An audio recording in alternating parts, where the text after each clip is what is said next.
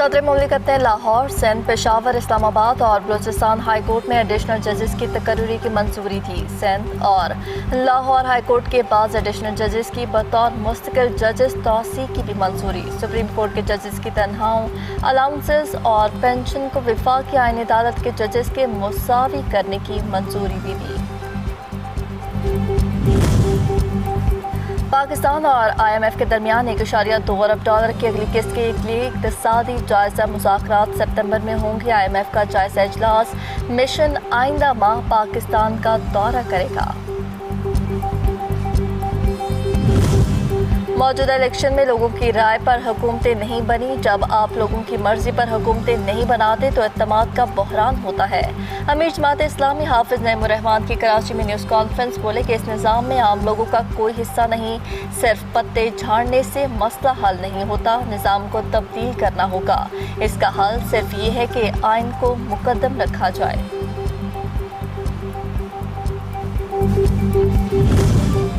NA 138 Bahawalpur کی نشست پر polling کا شیڈیول جاری۔ 17 سے 19 اگست تک کاغذات جمع کرائے جا سکیں گے۔ 24 اگست کو جانچ پڑتال ہوگی۔ 28 اگست تک اپیل دائر کی جا سکے گی۔ 4 کو حتمی فہرست، 8 سپتمبر کو نشان الاٹ ہوں گے۔ 27 سپتمبر کو پولنگ ہوگی۔ طالبان رجیم کا ڈھانچہ آئین قانون کے بجائے امیر کے فرامین اور سخت گیر مذہبی تشریح پر قائم۔ طالبان سربراہ کے احکامات سیکورٹی اداروں، عدلیہ اور انتظامیہ کے لیے بنیادی رہنما اصول، سابق طالبان جنگجو پولیس، انٹیلیجنس، فوج اور جیلوں کے انتظامی فرائض انجام دے رہے ہیں۔ یوناما نے افغانستان کے سیکورٹی سیکٹر میں احتساب سے متعلق تفصیلی رپورٹ جاری کر دی۔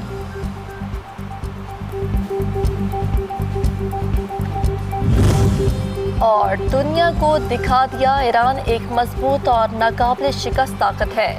ایرانی وزیر خارجہ عباس اراغچی کی نیوز کانفرنس کہتے ہیں کسی کو توقع نہیں تھی کہ ایران اس طرح امریکہ کے ساتھ مزاحمت کر سکے گا، جبکہ امریکہ اور اسرائیل کو مغربی دنیا اور دیگر ممالک کی حمایت حاصل تھی۔ محتم ممالک ایران کی طاقت کا اعتراف کر چکے۔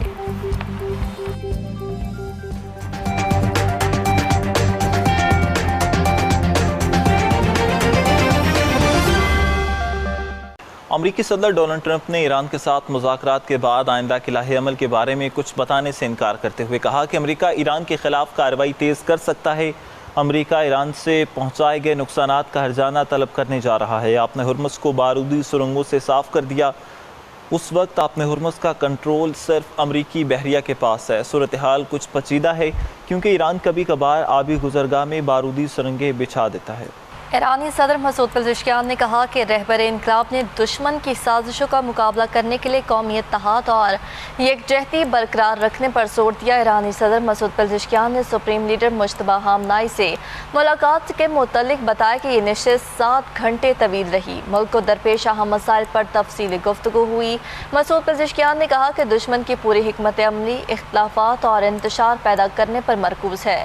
رہبر انقلاب نے اتفاق کیا کہ قومی اتحاد کو نقصان پہنچانے والے بیانات سے گریز کرنا ہوگا۔ اندرون ملک اختلافات ہو سکتے ہیں لیکن بیرونی دنیا کے سامنے ایران کو ایک آواز میں بات کرنی چاہیے۔ ایرانی صدر نے کہا کہ ایران اپنی آزادی، وقار اور نظریات کے دفاع میں مضبوطی سے کھڑا ہے۔ ملاقات میں عوام کے روزگار، معاش، رہائش، پابندیوں کے اثرات سمیت اہم معاملات زیر بحث آئے۔ انہوں نے بتایا کہ مشکلات حالات میں اگر کوئی کمی یا ناکامی نظر آئے تو حکومت اس پر عوام سے معذرت خواہ ہے۔ حکومت عوامی مسائل کے حل کے لیے بھرپور کوشش جاری رکھے گی۔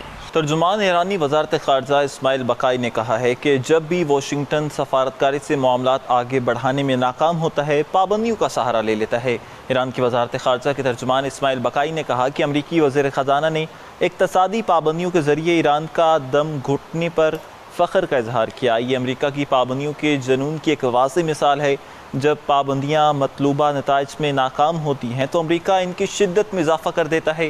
اب یہ محض امریکہ کی پالیسی نہیں رہی بلکہ عادت بن چکی ہے۔ امریکہ کا ایک ایسا جنون بن چکا ہے جس نے سوچنے سمجھنے کی صلاحیت ختم کر دی ہے۔